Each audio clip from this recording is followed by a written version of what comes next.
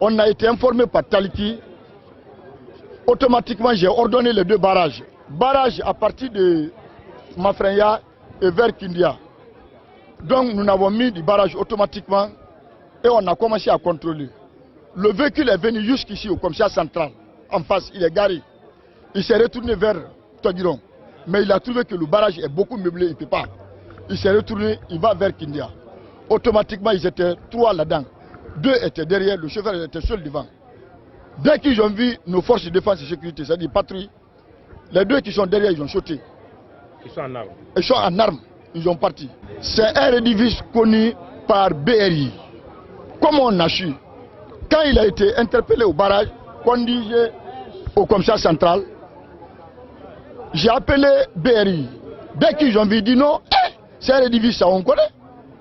Ils ont donné des preuves. J'ai dit, quelles sont les preuves qui montrent que c'est un édifice? Il dit, lui, une fois, ils ont fait une opération à Fili ici. Le gars, on l'a tiré sur son pied. La balle est rentrée, l'autre côté, il s'est sorti. Et la preuve est là, il a des signes. Il s'appelle Mohamed Silla. Mohamed Silla. Envoyez-le vers moi. Envoyez-le, non. Une seule chose que moi j'ai à dire, c'est informer la population que les gens, les bandits ont emprunté une autre méthode d'opération. C'est quoi? Venir se heurter à ton véhicule pour une semblance d'accident. Dès que vous descendez pour le demander, et il va te braquer l'arme, ton véhicule s'en va. Tu viens pour lui dire pourquoi il a accidenté ton véhicule. C'est ton véhicule que tu verras partir. Le PA est face à toi, tu ne peux plus rien. Si quelqu'un, la nuit, pendant tes courses, quelqu'un touche à ta voiture, il serait mieux que tu continues ton chemin. Ne garde pas parce que tu ne le connais pas. C'est un accident exprès pour pouvoir t'enlever ta voiture. Donc j'invite tout un chacun à faire attention à cette méthode d'opération. Ces bandits-là vivent avec la population.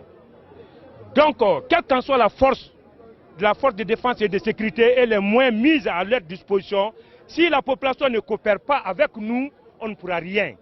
Donc il faut que la population donne les informations, parce que la population connaît les nids de tous ces bandits. Ils vivent avec eux, c'est leurs enfants. Donc ils n'ont qu'à communiquer partout les bandits se trouvent, à Koya ici. Ça c'est-à-dire, je m'engage devant Dieu, devant tout le monde. Partout les bandits se trouvent à Koya ici, ils seront traqués, ils seront dégazés, et ils seront mis hors de la loi. J'en ai terminé. Et tout porteur de tenue qui sera mis pris dans ça, il n'est pas militaire, il n'est pas un de nous. Il sera mis devant la loi et il va subir les lois de la République. Donc dans l'attaque, je me suis rendu compte que quelqu'un venait vers moi en braquant un Kalachnikov en ma direction. J'ai mis quelques secondes à réaliser ce qui se passait. Alors le temps pour moi de comprendre, il y a un deuxième qui est venu m'agresser et je pense qu'il avait remarqué la clé qui était accrochée sur ma ceinture. Il a tenté de la retirer.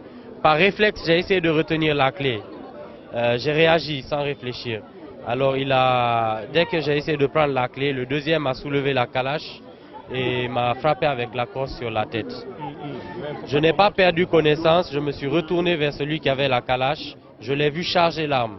J'ai fait marche arrière, j'ai essayé de m'écarter pour éviter tout problème. Alors dès qu'ils sont partis, j'ai appelé mon jeune frère parce que j'étais blessé. Je lui ai dit que j'ai été victime d'une attaque, de venir me chercher pour m'envoyer vers un centre de santé.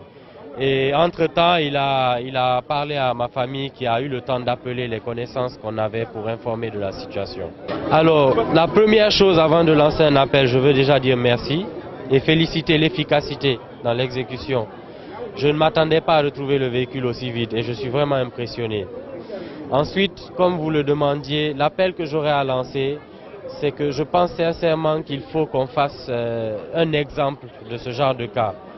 Dernièrement, j'ai entendu beaucoup de cas similaires et je n'aurais jamais pensé que ça pouvait m'arriver. Donc voilà, aujourd'hui c'est moi qui suis la victime et je souhaite ni par vengeance ni par vouloir faire du mal à quelqu'un, mais qu'il faut qu'on prenne des actions pour dissuader d'autres potentiels événements de ce genre.